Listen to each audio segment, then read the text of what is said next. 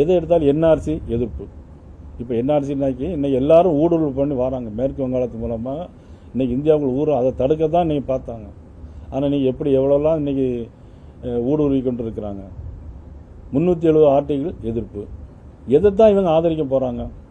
தமிழக மக்களுக்கு என்ன நன்மை செய்ய முடியும்? மத்திய அரசு கொடுக்குற நிதி தான் எல்லாமே அவருக்கு வருது. ஜிஎஸ்டியில் பார்த்தீங்கன்னாக்கி ₹1 கொடுத்தா 29 பைசா அப்படிங்கிறாங்க. இன்றைக்கி ₹1 54 பைசா அவங்க வாங்குறாங்க. தமிழ்நாட்டில் தான் அதிகமாக வரி கொடுக்கணும்னு சொல்கிறாங்க. உண்மைதான். எப்படின்னாக்கி தமிழ்நாட்டில் மேனுஃபேக்சரிங் ஸ்டேட்ஸ், தமிழ்நாடு மகாராஷ்டிராவில் மேனுஃபேக்சரிங் ஸ்டேட்ஸ் உற்பத்தி செய்கிறாங்க. எல்லாம் உற்பத்தி செய்யும்போது அதிக வரி கட்டுவாங்க. ஆனால் உத்தரப்பிரதேச மாநிலத்தில் போகும்போது பார்த்தீங்கன்னா அங்கே அதிக மக்கள் தொகை இருக்கிறாங்க. அங்கே கன்சம்ஷன் பண்ணுறாங்க. அவங்க கன்சம்ஷன் பண்ணுறவங்களுக்கு அவங்களுக்கு அதனுடைய வரி அதுக்கு போயிட்டுருக்கும்.